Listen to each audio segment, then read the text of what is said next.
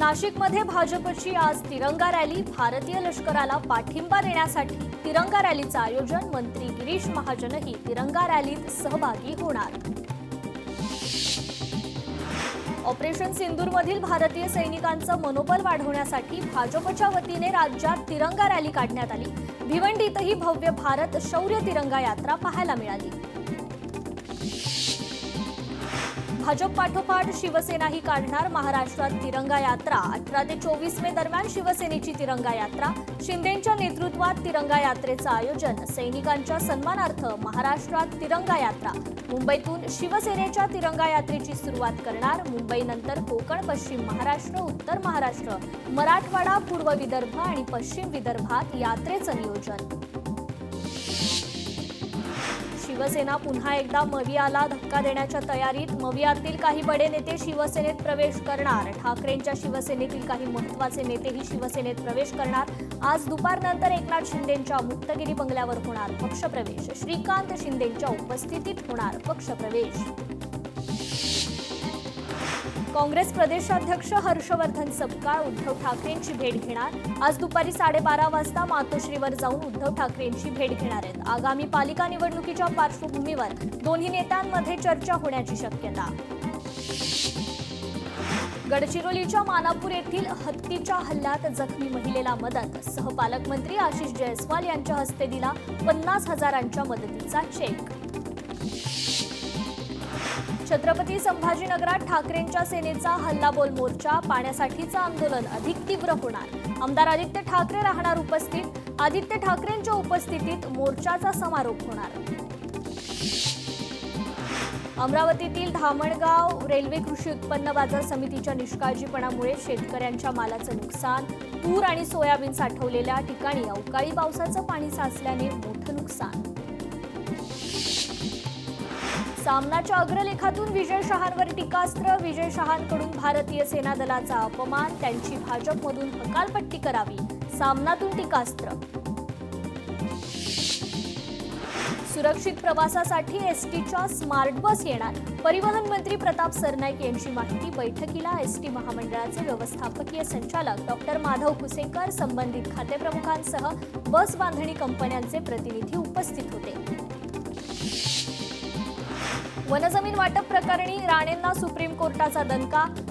One विभागाची जमीन बिल्डरला देण्याचा निर्णय रद्द. पुण्यातील ती जमीन पुन्हा वन विभागाला देण्याचे आदेश. तत्कालीन महसूल मंत्री नारायण राणेंना दणका. अमृत योजना टप्पा 2 अंतर्गत गडचिरोली जिल्ह्यातील आरमोरी शहरासाठी नवीन पाणी पुरवठा योजनेचा भूमिपूजन सहपालकमंत्री आशिष जयस्वाल यांच्या हस्ते संपन्न. 57 कोटी रुपयांच्या या पाणी पुरवठा योजनेत 91 किलोमीटरची पाईपलाईन टाकून घराघरात शुद्ध पाणी पुरवठा केला जाणार. भारतात आयफोनच्या निर्मितीऐवजी अमेरिकेत उत्पादन वाढवावं. डोनाल्ड ट्रम्प यांचा ॲपलचे सीईओ टिम कुक यांना सल्ला. टॅरिफबाबत भारत डील करण्याच्या तयारीत असल्याचाही दावा.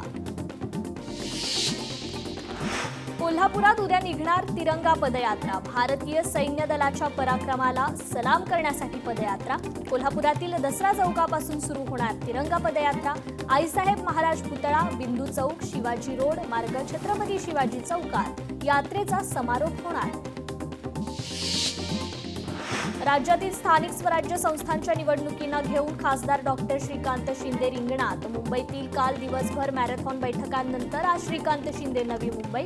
राज्यातील स्थानिक स्वराज्य संस्थांच्या निवडणुकांना घेऊन शिवसेना ऍक्टिव्ह मोडवर. बच्चू कडू शिक्षक मतदारसंघाची निवडणूक लढण्याची शक्यता. बच्चू कडूंकडून शिक्षक मतदारसंघ निवडणुकीची चाचपणी सुरू. 14 ते 15,000 शिक्षकांनी होकार दिल्यास विचार करणार असल्याचं बच्चू कडू यांनी म्हटलंय.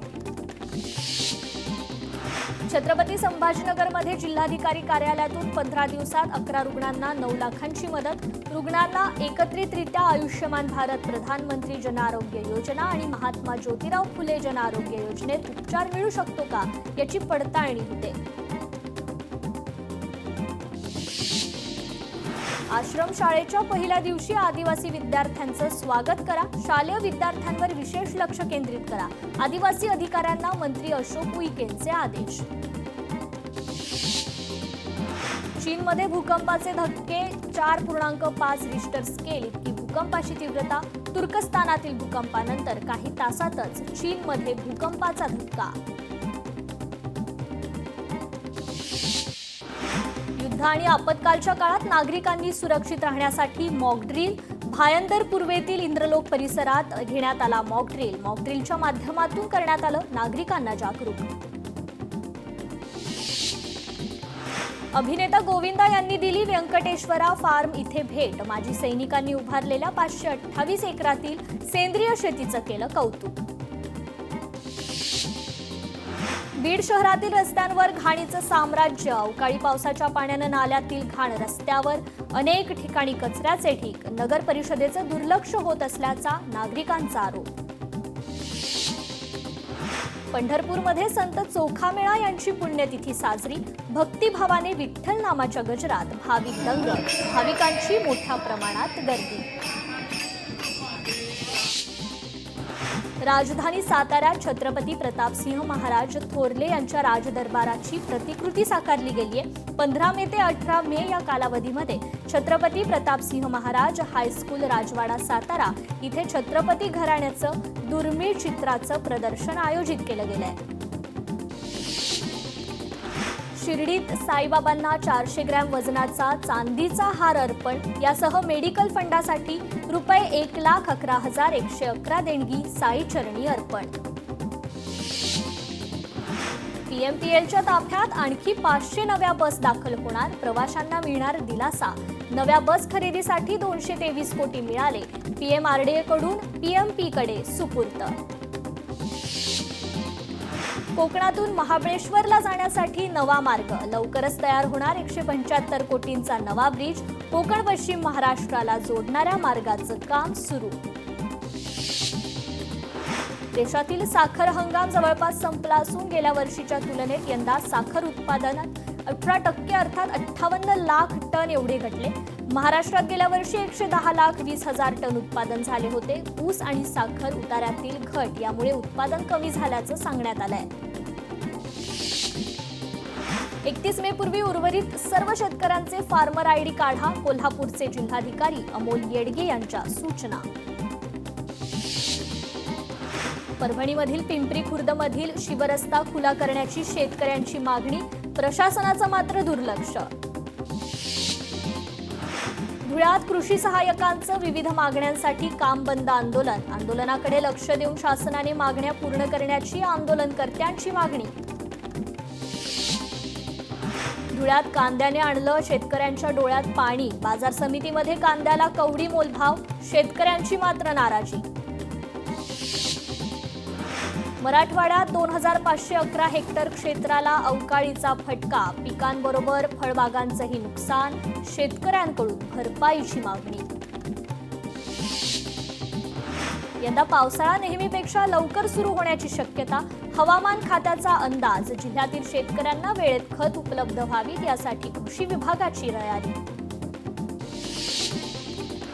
परभणीमध्ये लेबर कार्ड धारकांसाठी मोफत आरोग्य शिबिर संपन्न. शिबिरात गृह उपयोगी संसाधनासाठी करण्यात आली प्रथम नोंदणी. नागरिकांची मोठ्या प्रमाणात उपस्थिती. छत्रपती संभाजीनगरमध्ये गोदामात आंबे पिकवण्यासाठी इथरेलची फवारणी. नागरिकांच्या जीवाशी खेळ. राज्यात आज पावसाची शक्यता. मुंबई आणि ठाण्याला मुसळधार पावसाचा अलर्ट. मध्य महाराष्ट्र आणि मराठवाड्यात वादळी वाऱ्यासह पावसाचा अंदाज. राज्याच्या इतर भागातही ढगाळ वातावरण राहणार. अमरावतीच्या मेळघाटमधील खडीमल गावात पाणी टंचाईचं भयंकर वास्तव समोर. पाण्याचा टँकर येताच पाणी भरण्यासाठी तुफान गर्दी. पिण्याच्या पाण्यासाठी लहान मुलांसह महिलांची झुंबड.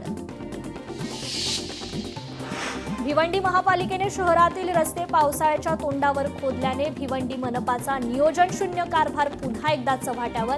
रस्त्याच्या खोदकामामुळे नागरिक त्रस्त. नागपूरमध्ये डेंग्यू सदृश्य आजारात वाढ. जानेवारी ते एप्रिल दरम्यान मोठ्या प्रमाणात आढळले डेंग्यू सदृश्य रुग्ण. नागपूर जिल्हा परिषदेच्या आरोग्य विभागाकडून 422 संशयित रुग्णांची नोंद. तीव्र ताप, डोकेदुखी, अंगदुखी, सांधेदुखी असा त्रास होत असल्याची रुग्णांची तक्रार. छत्रपती संभाजीनगरमध्ये पोलिसांची भरस्त्यात पकडली कॉलर प्रकरणी तिघांना वर्षभर सक्त मजुरीसह दंड, विविध कलमांखाली प्रत्येकी 9,000 रुपये दंड ठोठावला. कृषी विज्ञान केंद्रातील अधिकारी आणि कर्मचाऱ्यांचे काळ्या फिती घालून विविध मागण्यांबाबत सामूहिक काम बंद आंदोलन.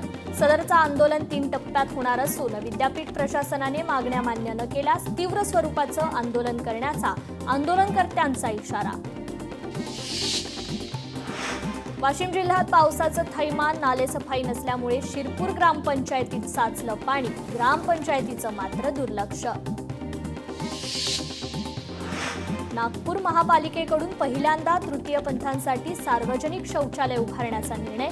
शहरातील 7 ठिकाणी अशी शौचालय बांधली जाणार आहेत. 6 टप्प्यांमध्ये 36 स्मार्ट टॉयलेट उभारणार.